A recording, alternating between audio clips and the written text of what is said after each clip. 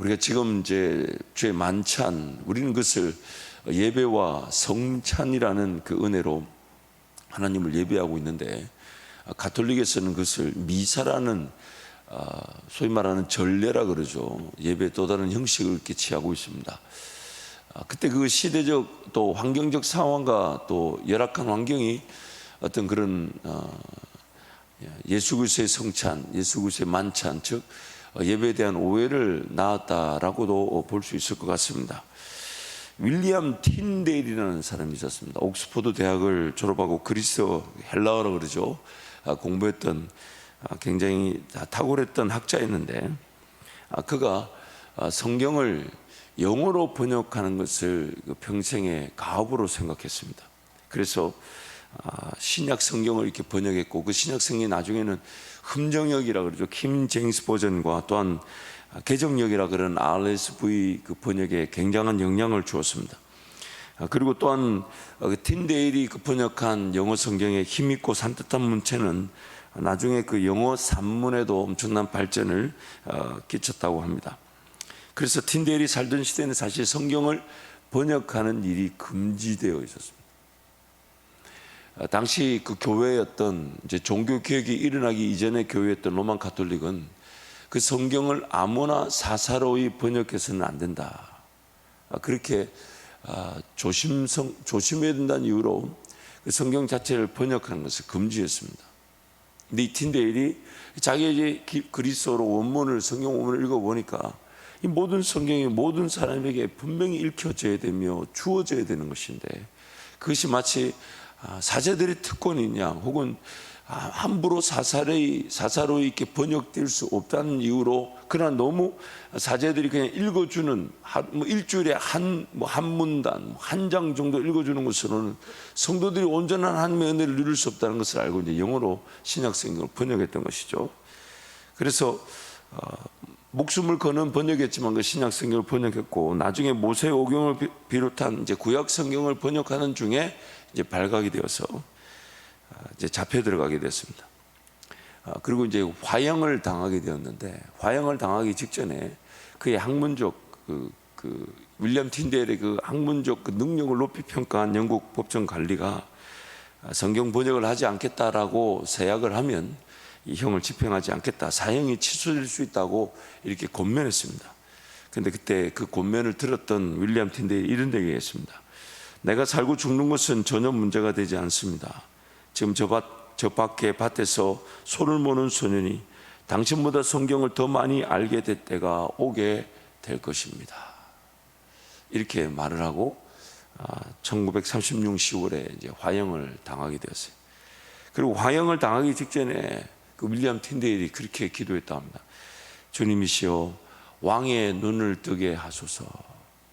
당시 영국 왕은 헨리 8세였습니다. 그리고 로마 가톨릭 그 교회 세력이 이제 정치를 거의 주도하고 있었기 때문에 성경을 번역하는 일을 금지하는 일을 이제 왕의 명령으로 금지되었고, 윌리엄 틴데일은 화형을 당했죠.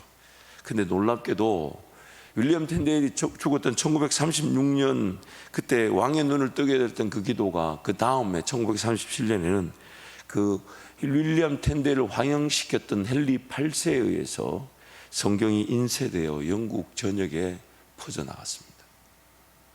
불과 1년 전에 성경 번역을 금지하여 윌리엄 틴데일을 화형시켰던 헨리 8세가 그 다음에 1937년에는 성경 번역을 해서 인쇄되어서 영국 전역으로 이렇게 퍼져가게 됐어요.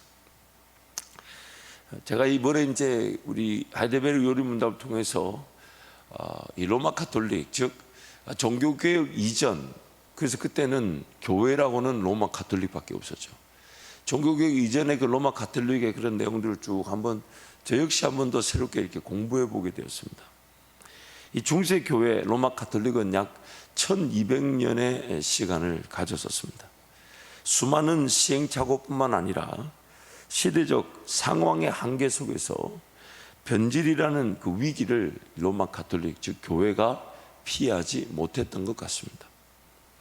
초대교회가 약 한 250년 동안 엄청난 핍박을 당하는 그런 어려움 속에서도 그 순수신앙을 가지고 있었고, 그 순수신앙은 엄청난 이 핍박과 박해 그리고 죽음의 순교까지도 마다하지 않는 능력의 신앙이었습니다. 초대교회의 핍박과 박해와 순교 중에서도 성령 하나님께서는 그 신약 성경이 기록되어지게 하셨습니다. 또한 그것이 66권의 정경으로 묶여져서 한 권의 성경으로 우리에게 전해지도록 하나님께서 은혜를 베풀어 주셨습니다. 그 성경이 그렇게 66권으로 정경화될 때에 성령께서는 어떤 은혜를 주셨냐면 마치 각 권 성경이 이 디모데후서 3장 말씀처럼 성령의 감동으로 기록되어지게 하셨고, 그래서 성경의 감동으로 기록되었다는 것은 그 하나님의 사람들이 전 인격적 요소로 성령께 붙들림 받아서 자신의 삶 전체를 헌신하여서 하나님과 동행했던 그 사람들을 통해 그 성경이 기록되어져서 하게 하셨고, 근데 그 성경이 기록되어졌지만 안타깝게도 그 성경의 원본은 어디 온데간데 없이 다 사라져 버렸어요. 마치 법궤가 분명히 지성소 안에 있었던 법궤가 분명히 있었는데 그 법궤가 어디로 사라졌는지 아무도 모릅니다. 그래서 아마 여러분도 그 영화의 주제들의 그 법궤가 종종 쓰였던 것을 보셨을 거예요. 아마 이 자리에 계신 여러분은 그 영화를 기억할 것 같은데, 인디아나 존스라고. 제가 성경 다음으로 은혜를 많이 받았던, 성경, 그때는 성경을 잘 애호하지 않았을 때니까 성경보다 더 좋아했던 영화인데, 근데 그 보면 그 법궤를 찾아 떠나는 그런 탐험들, 이것이 한때 유럽, 미국의 그 영화 산업의 거의 15%에서 20%의 주제를 제공했다고 합니다. 근데 그 법궤가 아마 바벨론 포로로 이고될 때에 사라진 것으로 추정됩니다. 근데 그 법궤 안에는 여러분도 알다시피 그 십계명 모세의 두 돌판과 또 만나를 담은 항아리와 또 그 아론의 쌍난 지팡이가 있었죠. 근데 그게 어디로 사라졌는지 아무도 모릅니다. 근데 그렇게 사라진 것처럼 성경도 분명히 원문이 있었을 것인데 그 원본이 다 사라졌어요. 그러다 보니까 과연 물론 그 원본이 사라지게 한 것은 학자들은 이렇게 해석합니다. 분명히 원본이 있었다면 그런 엄청난 우상화가 되었을 것이다. 그 외에도 여러 가지 폐단들을 지적하기도 합니다. 어쨌든 인간의 그런 연약함과 부족함이고 어리석음이죠. 성경이 분명히 기록되게 하셨지만 그 원본이 하나도 남아있잖아요.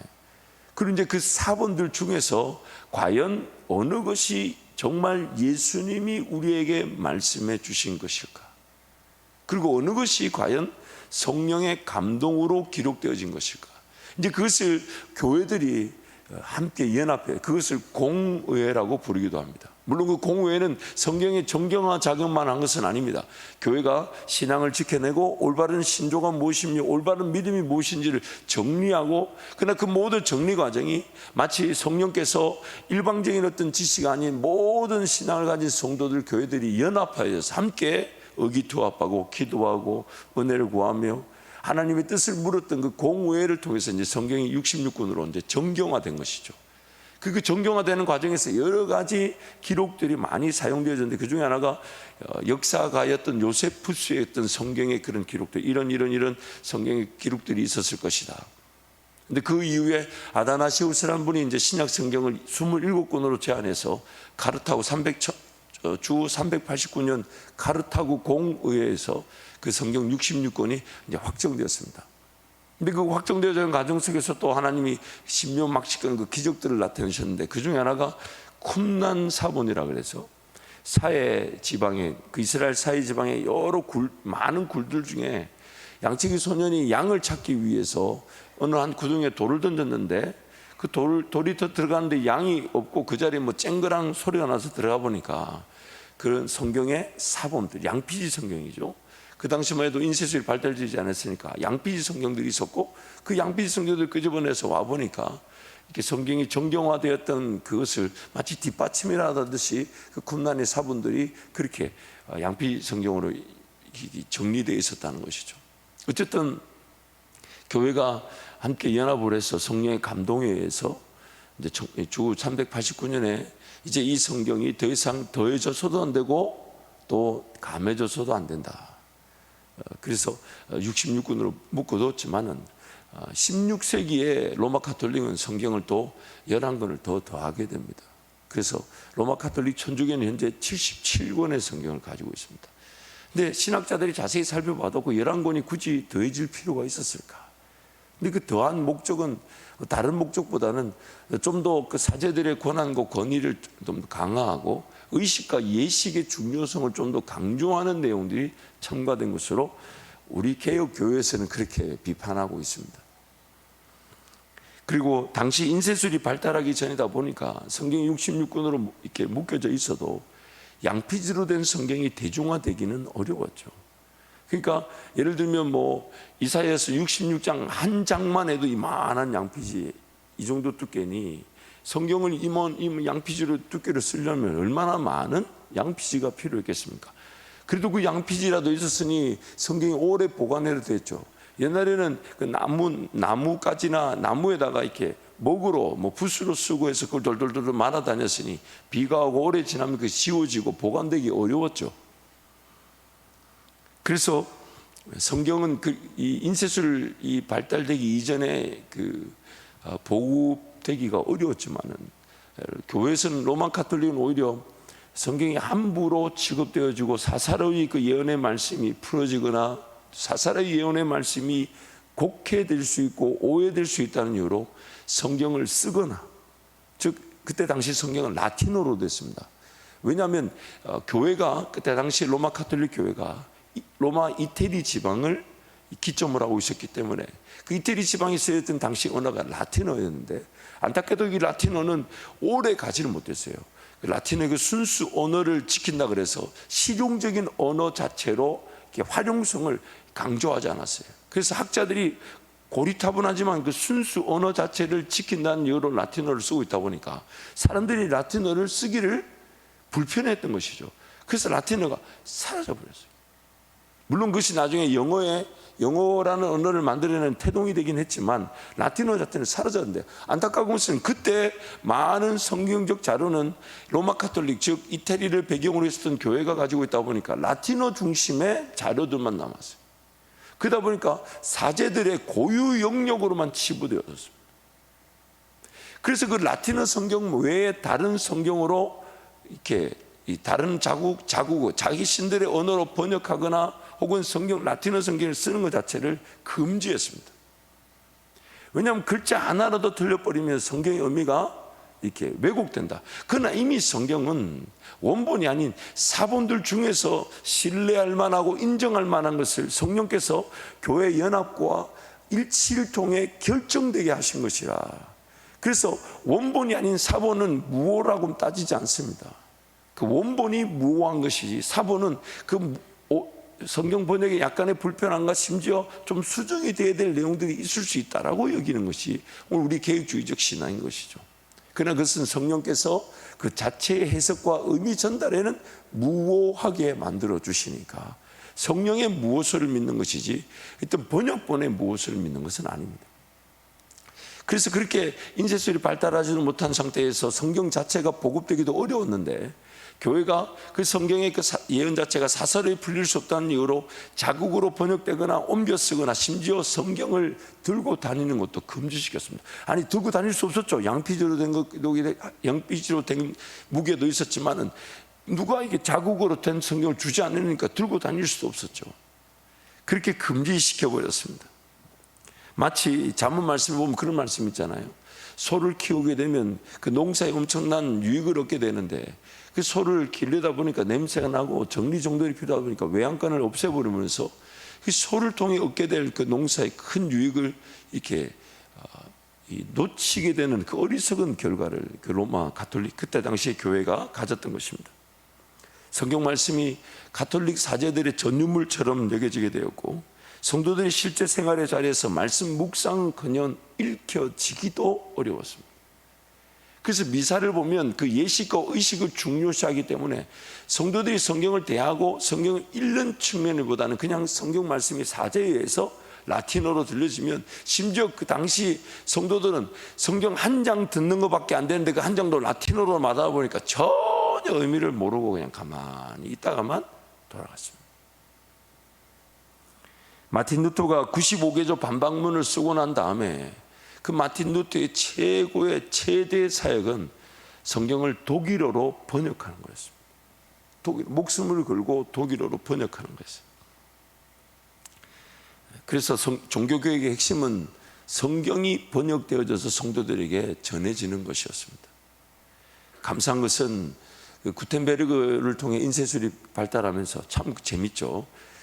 역사를 보면 참 하나님의 일하심이 참 신묘막측한데, 구텐베르그 인쇄술이 발달하니까 로마 가톨릭은 그 인쇄술을 통해서 무엇을 활성화시켰냐면 면죄부를 찍어가지고 그걸 이렇게 판매하는 일에 동원했는데, 공교롭게도 마틴 루터가 당시 종교개혁을 통해 그 성경을 번역해서 인쇄술의 발달을 힘입어서 성경이 보급되기 시작했습니다.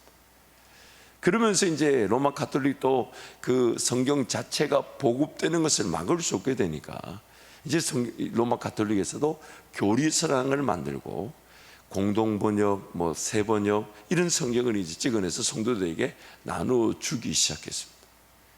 그게 참 재밌는 일이죠. 지금 천주교에서는 성경 들고 다니는 걸 금지하지 않아요.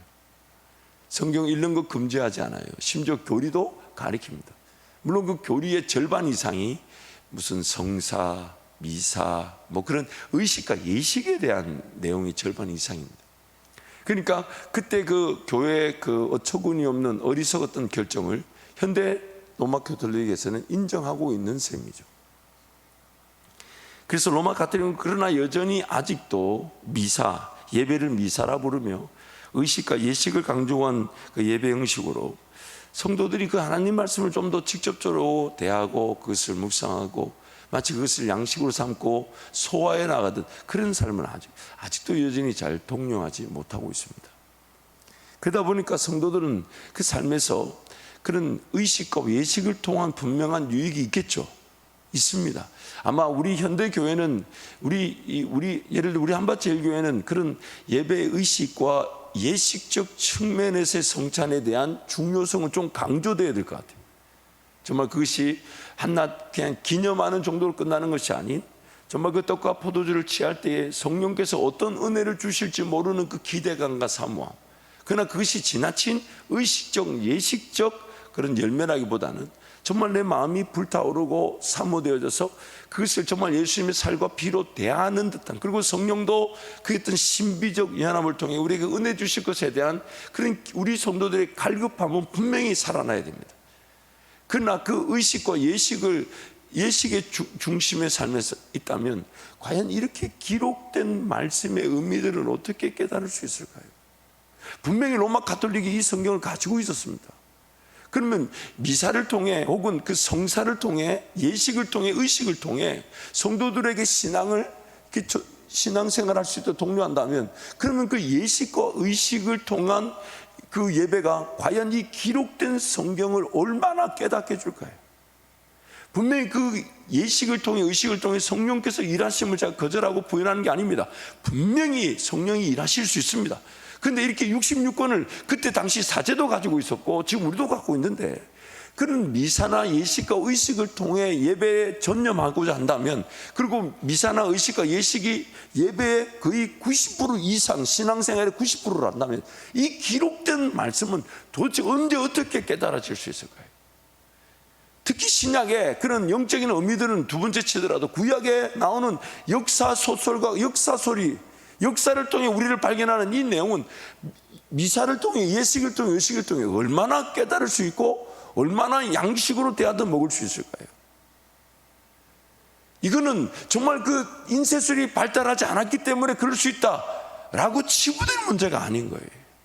결국 1200년에 가까운 그런 중세 교회 시대, 안타깝지만은 그 변질되어버린 그 교회 시대 때의 그 안타까움은 구약 이스라엘 백성들의 안타까움과 별반 다르지 않았습니다.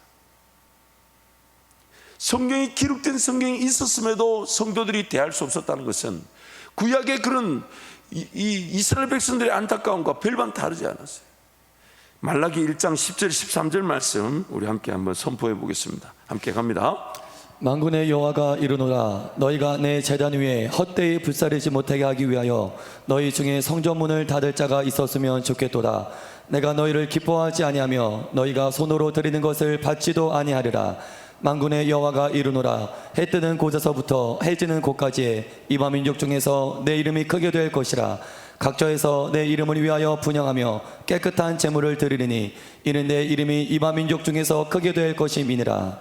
그러나 너희는 말하기를 여호와의 식탁은 더러워졌고 그 위에 있는 과일 곧 먹을 것은 경멸이 여길 것이라 하여 내 이름을 더럽히는도다. 만군의 여호와가 이르노라. 너희가 또 말하기를 이 일이 얼마나 번거로운고 하며 코웃음치고 훔친 물건과 저는 것 병든 것을 가져왔느니라.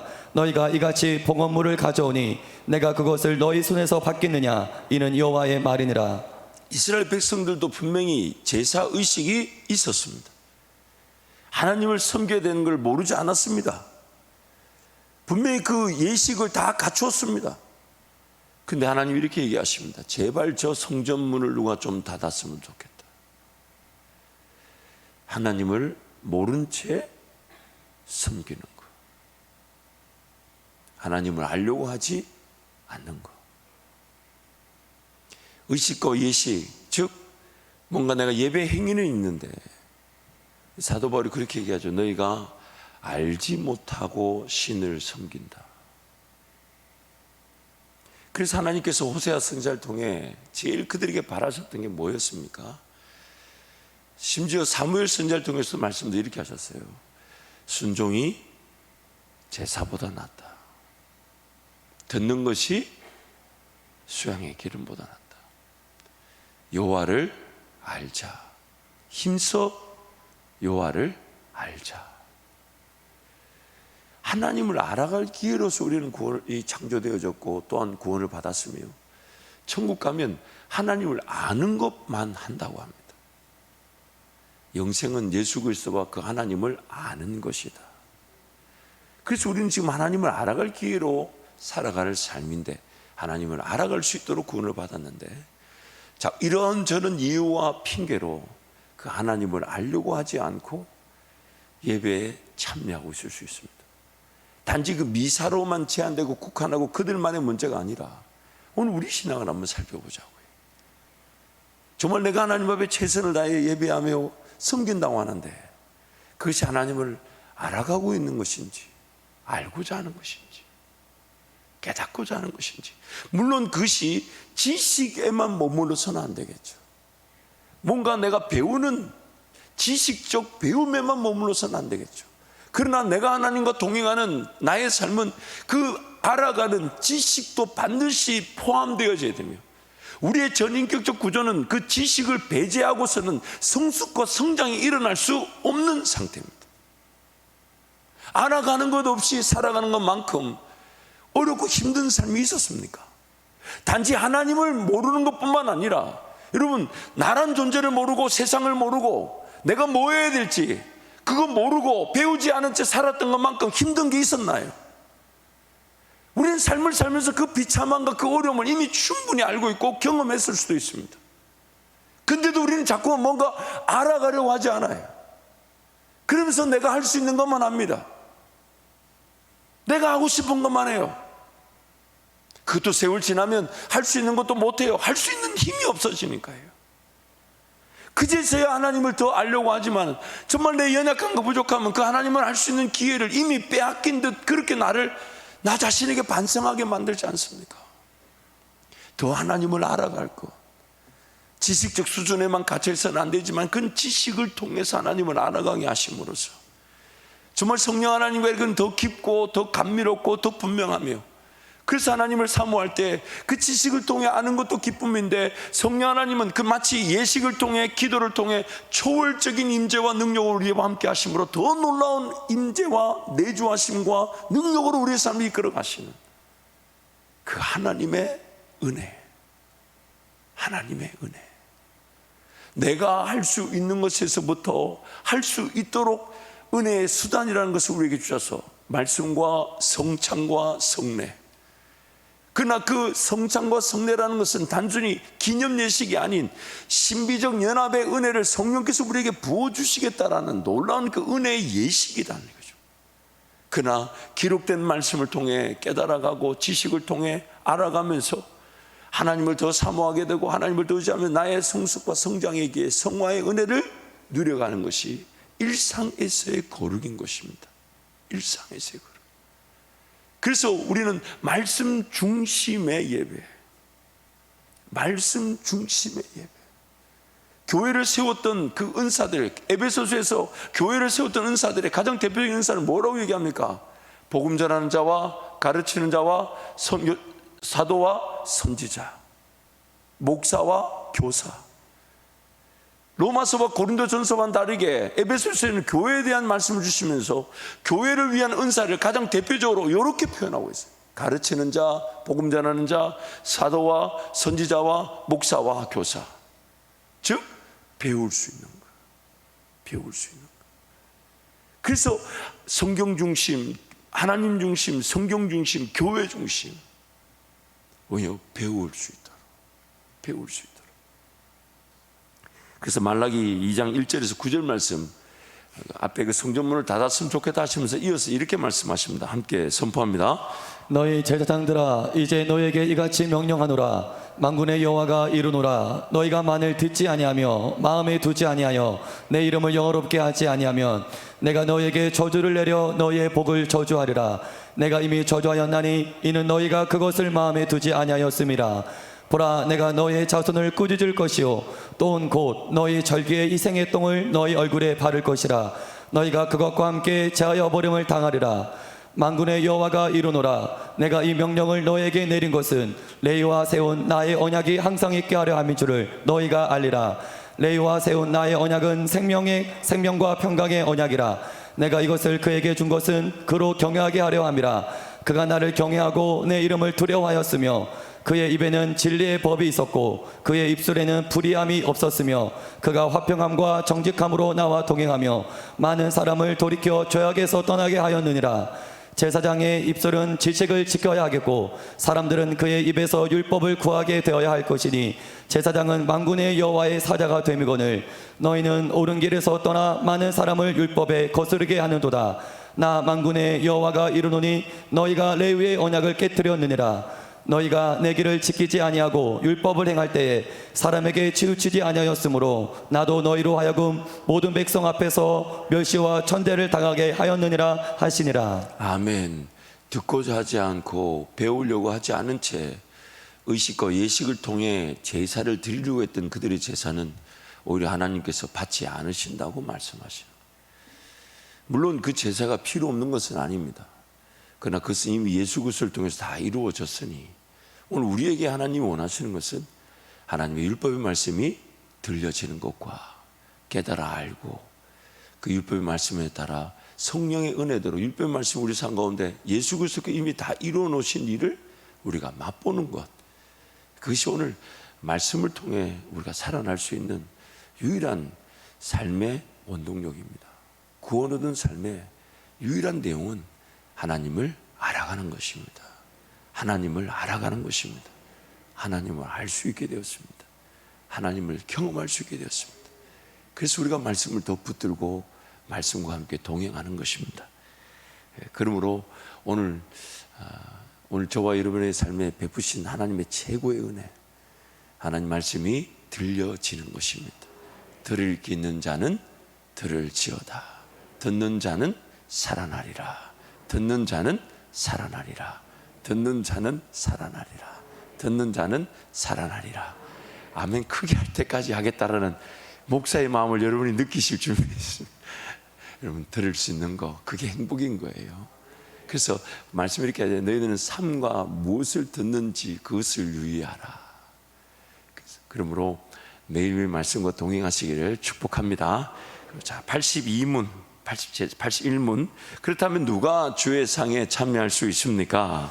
자기의 죄 때문에 자기 자신에 대해 참으로 슬퍼하는 사람, 그러나 그리스도의 고난과 죽음에 의해 자기의 죄가 사여지고 남아있는 연약성도 가려졌음을 믿는 사람, 또한 자신의 믿음이 더욱 강하여지고 돌이킨 삶을 살기를 간절히 소원하는 사람이 참여할 것입니다. 그러나 외식하거나 회개하지 않는 사람이 참여하는 것은 자기가 받을 심판을 먹고 마시는 것입니다. 그래서 이 답에 대해서 종려석 목사님의 그 글을 좀 소개하면, 자신들의 죄를 참으로 슬퍼하면서도 그 죄들이 그리스도로 말미암아 용서되었고 자신들의 남아있는 연약성이 그의 고난과 죽음으로 가려진다는 것을 신뢰하는 자들을 위해, 그리고 또한 진정으로 자신들의 믿음이 더욱 강해지고 자신들의 삶이 더 거룩해지기를 바라는 자들을 위해 제정되었습니다. 그러나 위선자들과 진실한 마음으로 하나님께 돌아서지 않는 자들은 자신들에 대한 심판을 먹고 마시는 것입니다. 주의 만찬은 어떤 것이 우리가 드리는 최고의 예배이긴 하지만 그것이 전부가 되어서는 안 되죠. 그래서 성찬을 대할 때마다 우리는 항상 나의 죄인됨을 인정하고 여전히 죄를 지을 수밖에 없는 죄인인데 예수 그리스도의 피가 우리를 가려주고 계신다는 것과, 그러나 우리는 더 이상 그 죄의 자리에 머물러 있기를 원치 않고 더 거룩해지고 더 깨끗해지기를 사모하면서 하나님 은혜를 구하는 것. 그러나 나는 이렇으니까 나는 이대로 받아달라더라. 마치 나는 태어날 때부터 동성애를 한 사람이니까 동성애한 대로 받아달라. 그렇게 받아줄 수 없다는 거예요. 그러나 그 동성애가 잘못된 줄 알고 고침을 받기는 하고 회복을 받기는 한다면 교회는 언제든지 기다려줄 것이고, 비단 그것이 잘 되지 않아 또 쓰러지고 넘어져도 교회는 또 용서해주고 또 품어주고 인내해 줄 것인데, 동성애 그 자체를 그냥 인정해달라, 그것은 돌아서지 않은 채 하나님의 은혜를 누리려는 외식에 불과한 것입니다. 함께 고린도전서 말씀 함께 선포하겠습니다. 그런즉 내가 무엇을 말하느뇨? 우상의 제물은 무엇이며 우상은 무엇이라 하느뇨? 대저 이방인의 제사하는 것은 귀신에게 하는 것이요 하나님께 제사하는 것이 아니니 나는 너희가 귀신과 교제하는 자 되기를 원치 아니하노라. 너희가 주의 잔과 귀신의 잔을 겸하여 마시지 못하고 주의 상과 귀신의 상에 겸하여 참여치 못하리라. 그러면 우리가 주를 노하시게 하겠느냐? 우리가 주보다 강한 자냐? 사람이 자기를 살피고 그 후에야 이 떡을 먹고 이 잔을 마실지니 주의 몸을 분변치 못하고 먹고 마시는 자는 자기의 죄를 먹고 마시는 것이니라. 아멘. 자, 82문. 자신의 고백과 생활에서 믿지 않음과 경건치 않음을 드러내는 자에게도 이 성찬이 허용됩니까? 이 질문은 고백과 삶을 통해 자신이 믿음이 없고 불경건하다는 사실을 스스로 선포하는 자들에게도 이 만찬이 허용되어져야 됩니까? 아닙니다. 그렇게 되면 하나님의 언약이 더럽혀져서 하나님의 진노가 모든 회중에게 내릴 것입니다. 그러므로 그리스도와 그의 사도들의 명령에 따라 그리스도의 교회는 천국의 열쇠를 사용하여 그러한 자들이 생활을 돌이킬 때까지 성찬에서 제외시킬 의무가 있습니다. 그래서 이것을 한 문장으로 제가 짧게 정리해 봤습니다. 자신의 죄를 인정하고 용서를 구하지 않는 자들은 주님의 성찬에 참여할 수 없습니다. 깨끗해졌고 거룩해졌지만 여전히 그 죄를 짓고 쓰러지고 넘어질 수 있다는 것을 인정하지 말라는 게 아닙니다. 우리는 여전히 죄를 짓고 쓰러지고 넘어질 수 있습니다. 그래서 성찬에 참여할 수 있는 자격은 깨끗한 자, 거룩한 자만이 아닙니다. 예수 그리스도 때문에 내가 죄인이고 더럽지만 내 죄인됨을 인정하고 예수 그리스도 아니면 나는 사라질 수 없다라는 것을 고백하는 사람이라면 누구든지 성찬에 참여할 수가 있는 것입니다. 그래서 오늘 저와 여러분의 삶을 다시 한번 그렇게 도전하면 좋겠습니다. 오늘 우리 예배 분명히 그 의식적 예식적 차원에서의 그런 진지함과 엄숙함은 분명히 필요합니다. 또한 초월적 능력에 따른 신비적 연합과 성령의 그런 내주로 통한 그런 능력도 사무되어져야 되지만, 그러나 우리의 삶의 중심은 기록된 말씀을 통해 성령께서 우리에게 들려지게 하시고 깨달아지게 하시고 그 말씀 붙들고 살아가게 하시는 그 은혜가 우리 삶의 중심이 되어야 하는 것입니다. 그래서 오늘 82분의 성경은 여러분 한 번 더 집에 가서 읽어봐 주시길 바랍니다. 우리 함께